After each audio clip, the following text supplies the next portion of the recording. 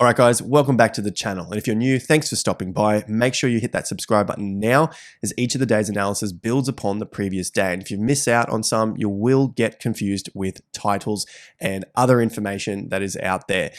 All right, to home and macro cycle analysis, we're going to cover Bitcoin, cryptos, the stock markets, and the real estate cycle. Everything here is on the channel for you guys. So I've got an agenda today to get through 3, maybe 4 very significant things to look at. The Bitcoin breakdown, a retail washout signal. We've been covering this now for a couple of weeks, and these signals come up often through peaks and troughs in the market. So if you can identify them, well, then you can hopefully save yourself some emotional damage. The next thing is the crypto market. 3 months left. I'm going to explain this again, because there are a lot of new people joining the markets. All I have to do is look at the analytics of the videos day to day, and I'm happy to tell that to you now, showing that there is a lot more people coming in. The next thing are the altcoins that I promised in yesterday's video, a couple to look at there, so the price analysis there, and call it the 4th major thing, the macro cycle. We're seeing new all-time high prices. You heard it correctly, on the stock markets, again, in light of Trump's threats of tariffs. So I'm going to break this down piece by piece in today's video, along with market sentiments and, of course, a nice big reflection on the markets, because no one knows where this top is going to come in. And I hope, for everyone's sake, that you at least make something from your efforts that you're putting in. If you added up all the hours that you put into watching videos, talking to people about this, trading, reviewing education and analysis, and then divided it by your profits, for the majority of people, it is not going to be worth their while. And I hope this is going to shed some light on that and hopefully make it worth your while, your hourly rate for being here. The final week of November, which means there is the Black Friday sales coming up. I'll talk about that later, but let's start with point number 3. What if the cycle ends early? Mostly a reflection on the markets themselves, just to put the picture into perspective. You have to say to yourself, if I'm right, how much am I going to make? If I'm wrong, how much am I going to lose? That's the risk reward. If you're unfamiliar with Peter Lynch, get familiar with him. Was the best hedge fund manager of the 80s, doing roughly 20% a year after year, about 11 years in a row. This is the days of the 80s. It's not crypto times, it's the days of the 80s. So just looking at your risk and reward, how much do you have, how much can you make if you're right, and how much would you lose if you're wrong? So I'm just looking at this in terms of the cycle itself. On top of that, you got Paul Tudor Jones, again, one of the magnificent traders of the 70s and 80s, possibly even now. We just don't hear as much about him. And then at the end of the day, the most important thing is, how good are you at risk control? 90% of any great trader is going to be the risk control. So I just want to instill that at the beginning, because I know things can get wild. And of course, we've seen a little bit of a correction here. But if, and I think when, things go wild again, just have that in the back of your mind, that maybe it might be a good idea just to take a little bit of a profit at that time. And that's exactly what our members have been looking at throughout this move up of BTC, taking profit roughly here, taking profit about there, that they've covered, they've said to us in terms of their rules, and potentially some on the way down as it breaks as well. If you want to learn more about that, TI Premium, there is a Black Friday sale this week. The biggest feedback we get is that people go from not understanding the markets at all to having it laid out very clearly for them, whether it's the stock markets, whether it's cryptos, Bitcoin, of course, and of course, real estate as well. Learning how to put this whole plan together for yourself, so it becomes a lot easier to navigate the markets. It's the biggest feedback we get. And of course, people are making profits from their trading plans. So the Black Friday sale is on now. Link in the top of the video description. You will receive the emails for the coupon codes, and the rest, as they say, is history from that point. So hopefully we see you guys over in TIA Premium. So while the markets are up and we're in bull markets, it is important to remain cautious. And I say this for your benefit as much as I do for my own benefit. Time to look at taking profits on the way up, providing the signals are there. Now, in terms of what we've seen today, the last 24 hours, Trump threatens tariffs on Canada and Mexico. He wants them to come to the party to stop whatever coming into the country, illegals, drugs, whatever it is that he's going on about this time. I like Trump. I hope he gets rid of the taxes, the double taxation for Americans outside of the country, as my wife is American, but that's beside the point right now. I'm just trying to explain that it doesn't matter who's saying what, the markets are going up at this point. This is the overall cycle, and you would have seen me talk about this before, the 18.6 year cycle. On the channel, been going through it for years now, and it has continued up in the face of all of the bearish news, all of the bearish analysts and traders and so on and so forth that were getting quite bearish through 2020 and 2022. So we're somewhere up at the peak now, which is why it's important to remain slightly cautious. And I go back to these. What if I'm right, how much am I going to make? And if I'm wrong, how much can we lose to the downside? All-time high daily close here for the S&P 500, all-time high price for the SPX, the NASDAQ getting close to it again. This is the futures market, another move up yesterday. And for the Dow Jones, a new all-time high price, a new all-time high daily close on both the spot market and the futures market. The Russell 2000, new all-time high price yesterday and almost a new all-time high daily close as well. For our foreign viewers, Australian stock market is also up. We had a new all-time high on Monday, and today we are trading higher. For our Canadian friends, a new all-time high on Monday, and yesterday also had a green day. It had a pullback and then a slightly higher close. And for the Germans and the Brits, you're also trading near all-time highs. For the Brits, again, same sort of thing, near all-time highs. So the markets are still looking relatively healthy at this all-time high territory as they digest the moves of the last several months. So that's what we want to see in a macro bull market, at least it grinding higher like we saw with the VIX. As I said in the intro, Trump threatens tariffs. I saw a lot of bearish headlines this morning with the idea that the market should go down. And obviously we saw, well, new all-time high prices. This is what we need to understand when it comes to macro cycles. And looking at the bull markets, it's basically just another piece of a wall of worry for now until things change. And I dare say they will change in the future. We'll get to this tipping point where a lot of this good news isn't good news anymore, or even the bad news doesn't turn into good news. We've done the macro cycle. Things are on track. Just basically recapping from the last 24 hours from yesterday's video. Bit of a reflection here, because what if the end of the cycle ends early? Because no one knows what happens in the future. And for all we know, the cycle could go up for another few months and then it's over from that point. A lot of people are very certain that it will keep going for another 12, maybe even longer months, right? But no one knows for sure. So it's important just to keep watching those signals as they play out. And so far, as we do it day by day here on the channel, I mean, things have been looking relatively healthy for the time being. So now that the market's been up for 2 years, we've been up since 2022, 2-year bull market. I apologize if you are only entering the market now, but so that you get your starting point right to navigate the market, know that it has been 2 years. It is 2 years. If anyone tells you otherwise and the bull market just started in the last few weeks, scrap it. It is going to ensure that you won't see any sort of end coming. So 2 years for at least Bitcoin and cryptos at that low in late 2022. As for the stock markets, you can go back to the 2020 low and a higher low in 22.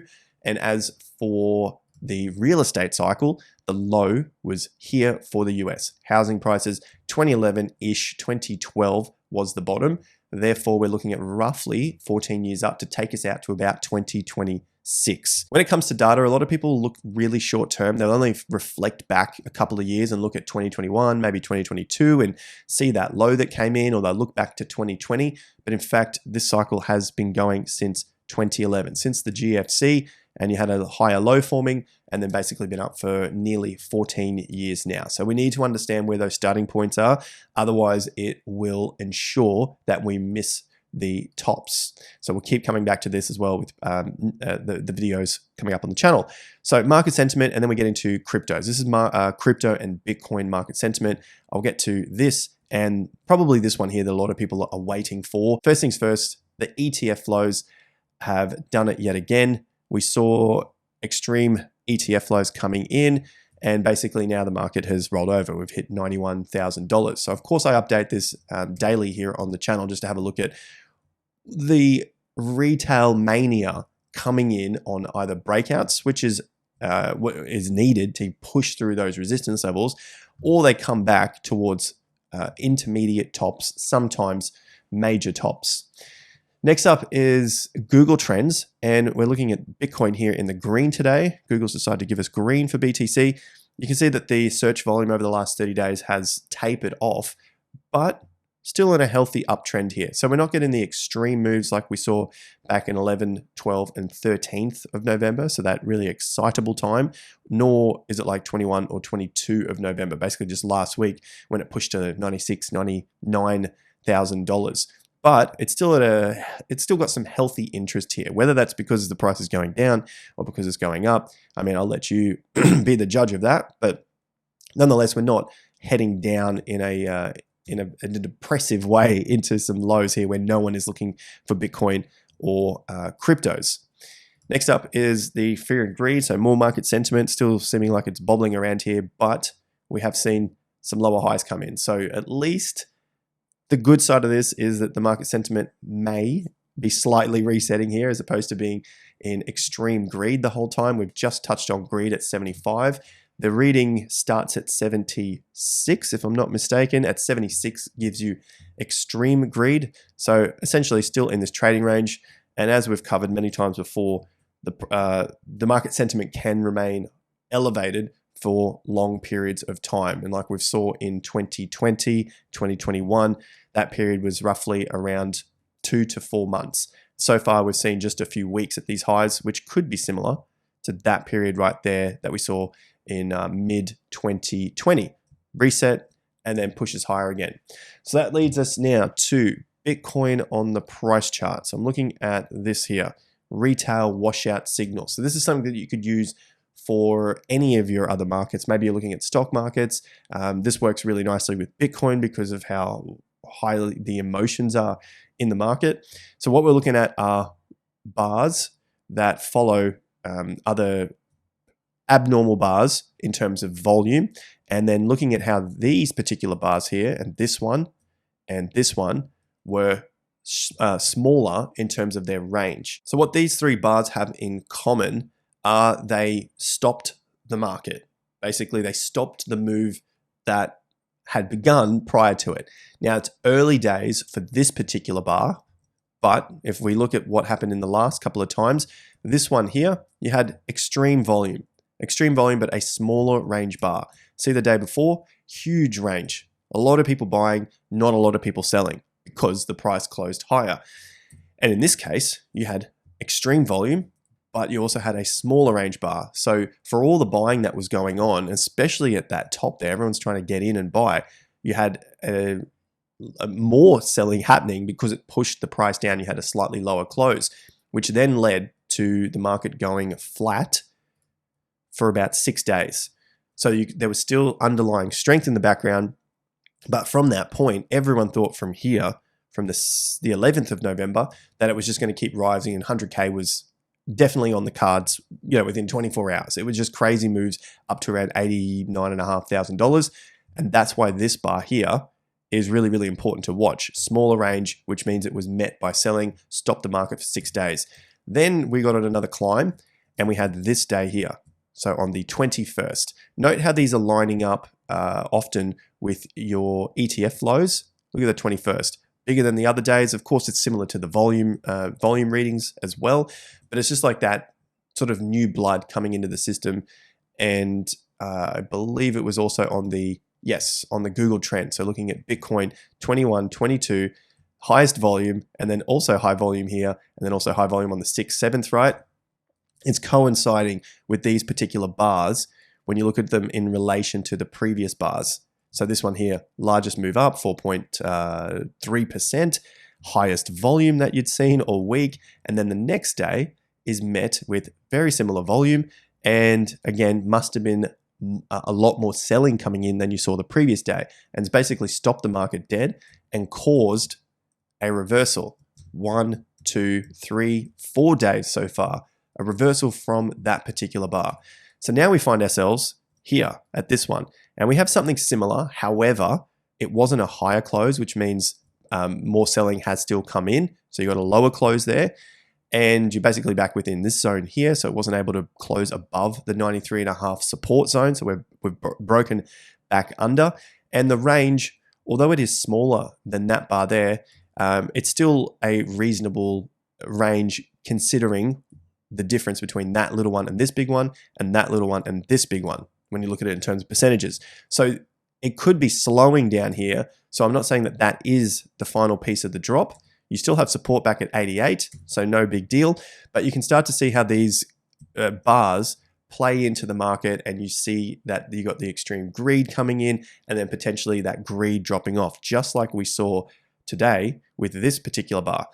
So if we happen to see a bit of a reversal here, a higher close, maybe today we see that higher close, well then you can see that this again was met with some sort of buying pressure back at a level that the market saw good value in Bitcoin again.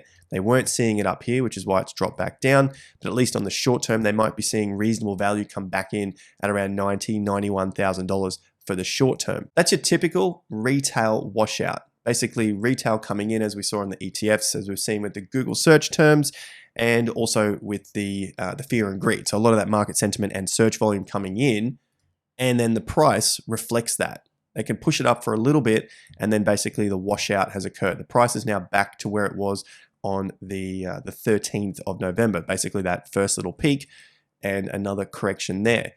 For the longer term, so that's looking at the short-term stuff, in case you're feeling a little bit emotional about the correction being 9% from the top, maybe you got in a little late here, 9% down. For the longer term, this is your big support level, $74,500, which is also the March top. I don't think we would see it down there. I'm happy to be proven wrong. Maybe you can scoop up a little more. But what you don't want to see in terms of strong and weak markets are weekly and monthly closes underneath that price. That's the key level. But closer to the market, we'll use this entire range, basically where that excitement came in. And we're just looking at it from the low in October.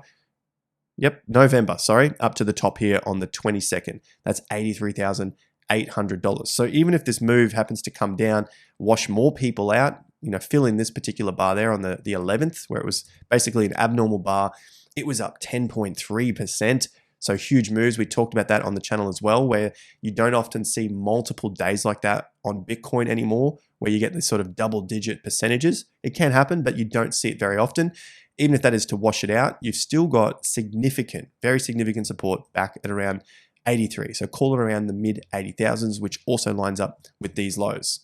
So the washout trade has been covered now for the crypto markets and then the altcoins. 3 months left. I'll get to the USD actually in a moment, but 3 months left.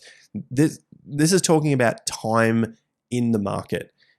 We're breaking this bull market down into sections where you can see lows to breakouts, and then from that point again to the next breakout. So trying to make it slightly objective here so that we can use this moving forward. In terms of the time frame, the amount of time that the market moved to create 90 to 95% of the price gains is very, very slim. So I know it might sound like, well, there's still a year left. Maybe, who knows? Maybe there's only 6 months left. Maybe there's only 3 months left. That's not what I'm getting at here. If we leave it at roughly 48, because that's what we had in the last one, what I'm getting at is in terms of gains, there might be roughly 12 weeks left. How do we get to that point? Well, looking back at this first move out of the low, I've got 48 weeks from the low to the breakout of those highs. We're getting very close, I think it is, to the breakout of those highs there. Yep.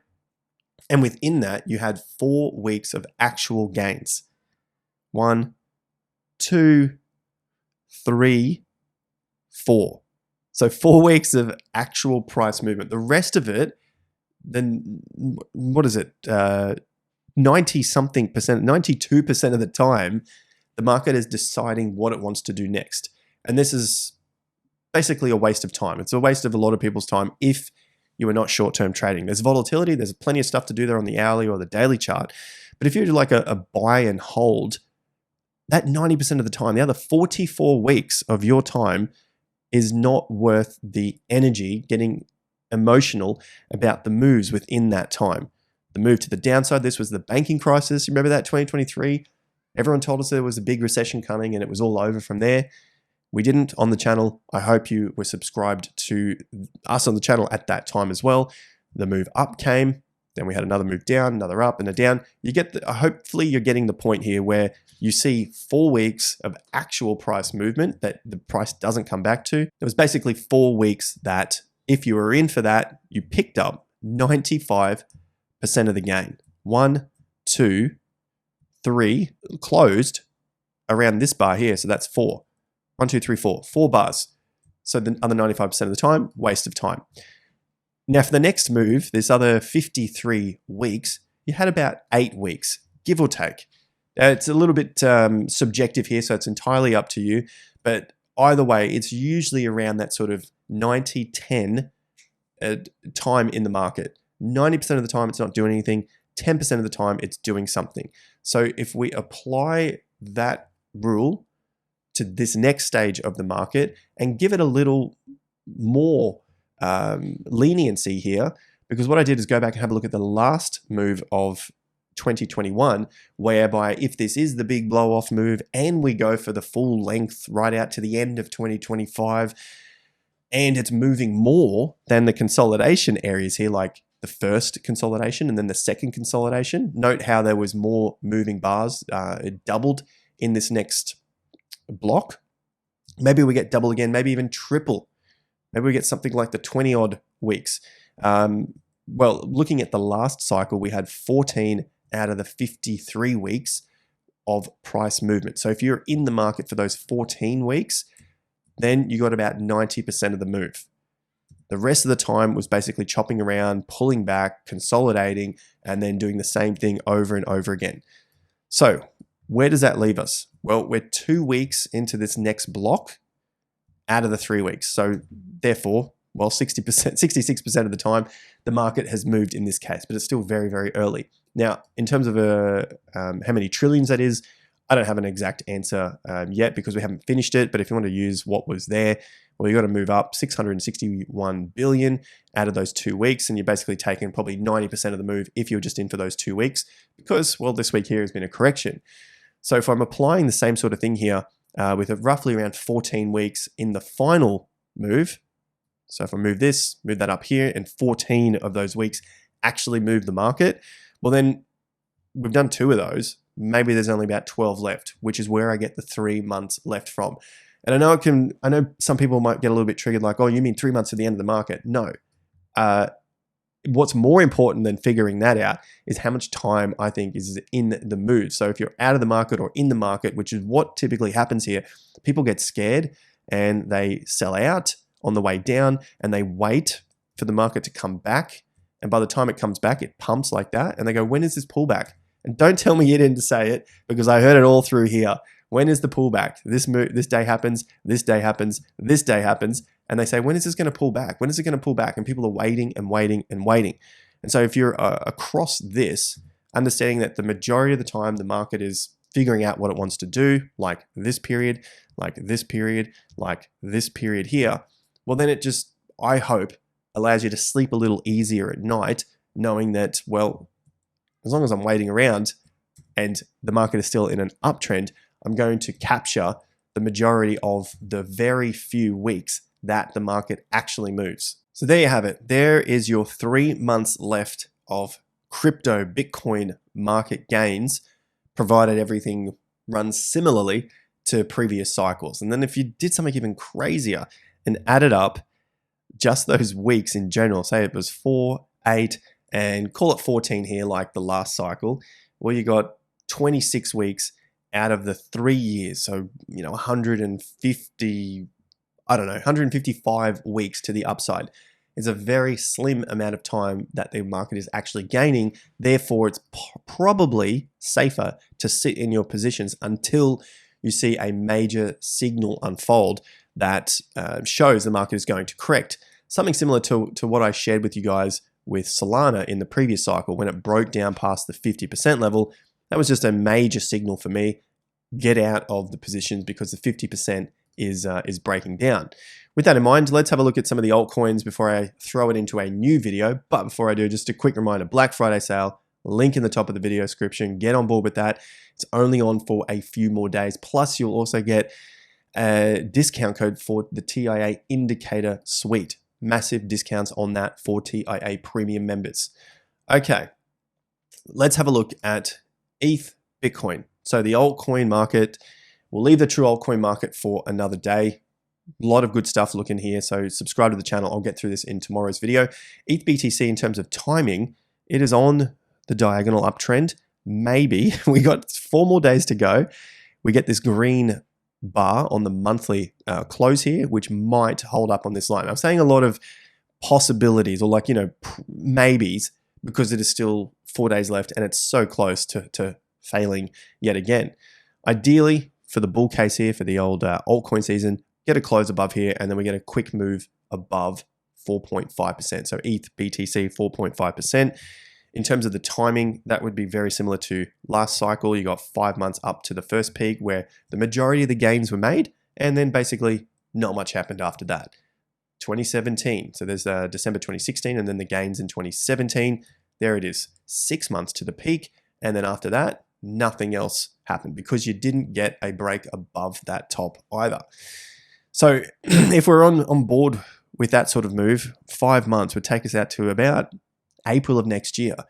I'm just throwing this one out here. It's at the end, very close to the end of the video. So if you have been watching, it's a special just for you. Don't let anyone else know about it.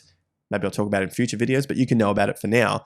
What if something like 2017 happens, or for 2021, we don't get the higher high like we did in November?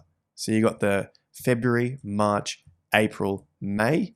This is January back here. And then you've got just a slightly higher high in October and November. What if this time around it falls short? And that could be for Bitcoin. It could be for the total cryptocurrency market cap, because everyone's getting super excited for this first move that leads into Q1, Q2 of 2025. But the correction keeps everyone around for the rest of 2025. And then we get a lower high form into the end of the year. And then it sort of dies out from that point. Too early to say yet, but I'm just keeping my options open because I'm just listening to these guys here. Mr. Peter Lynch, Mr. Paul Tudor Jones. At the end of the day, the most important thing is how good you are at risk control. So let's just keep those options open to ourselves, not close ourselves off to the fact that everyone thinks it's just going to keep going up until the end of the year, and just play the chart as it's given to us. So that's ETH BTC. We'll keep a little what if open there for ETH BTC. Let's have a look into Q1 of 2025.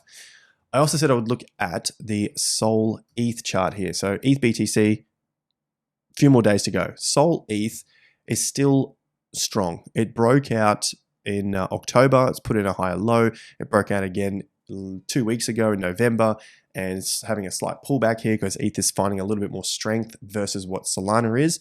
But I dare say that is because Solana has reached its old all-time high and put in a new all-time high by a few bucks, but it has done that. So we're seeing a little bit of a pullback here at the top. So if we do get this correction down to roughly 210, the 50% level, or the previous tops, or the previous top again back in December of 21, maybe as bad as around 180 to 190. I'm not saying it does get there, but it's still okay. That would be the consolidation, I think, and then looking for another move to the upside, in which case you would then see the Sol ETH chart here flip again to the upside. If ETH keeps finding strength, but Solana finds more strength, then yeah, you're going to see this continuing up. For now, what the chart says, what the facts are Solana is stronger than ETH at this point in time. And finally, the altcoin prices. We've looked at Sol. Let's have a look at Sui and Pepe, which I left you guys hanging yesterday. Couple of weeks up, and now the correction back to nearly dead on 50%, 33% down from the top, but 50% of the range. So it's just slicing right through the middle of that range. And you can see how the analysis that I used here for the total cryptocurrency market cap, how very few weeks push the market up, and the rest of the time, that 80 to 90, maybe even 95% of the time, the market is not doing anything. It basically applies to a lot of altcoins as well. Pepe, 2 weeks up, and now we're 2 weeks down. So 50-50 just for this little move here. But you take a step back to the previous move, 1, 2, 3, 4, 5, 6, basically 6 weeks up in that case, and then all the way to this next low, 24 weeks. So quick maths, about 25% of the time up, 75% of the time doing nothing. Actually, that's even less than that when you do a total 30. I mean, you get the deal. Majority of the time, the market is trying to figure out what it wants to do next, whether it's going to consolidate at higher prices like Pepe did here and then take off, or you got this shorter period of time where it's actually making the gains. You can see back again, a couple of big weeks of actual gains and then the correction. So it seems like we're in that phase again for Pepe, providing, I would say, we've got the tops here at 50%. That's the stronger period or the stronger part. And then back at these tops, all the way back down to around 1,200 points. What do you know? Something very similar here on Sui as well. You've got 2 big weeks of gains and now 2 weeks of pullbacks on the daily chart. Just yesterday, we had a pretty good move up. Higher volume here. The 25% target has been hit. We can go all the way out to roughly around 35% drawdown from the top for a healthy average correction that it's done before. But yeah, at least yesterday we got higher volume. Ideally, you want to see this thing continue to close in the higher part here, above the swing bottom. If you want to chuck your 50% level on, top to bottom, yeah, it's got to stay roughly around $3.45. So keep a lookout on your timeframes as well. This is not to be bearish or anything like that. It's just to, again, watch your risk. If I'm right, how much am I going to make? If I'm wrong, how much am I going to lose? And as Paul Tudor Jones says, at the end of the day, the most important thing is how good are you at risk control? 90% of any great trader is going to be the risk control. So where are you controlling risk in this trade? We have about 23 weeks to the upside. Where do we currently sit from this low? We're in the 16th week. 23 weeks takes us out to roughly around Q1 of 2025. So manage the risk, take your profits. Let me know, do you think the market's going to peak first half of 25, second half of 2025, or some other time? Possibly now, possibly later. I'm going to leave those 2 options open for you guys down below. Black Friday sale is on, link in the top of the video description. Hopefully we see you over there. Otherwise, I'll see you back here at the next video. Till then, take care. Peace out.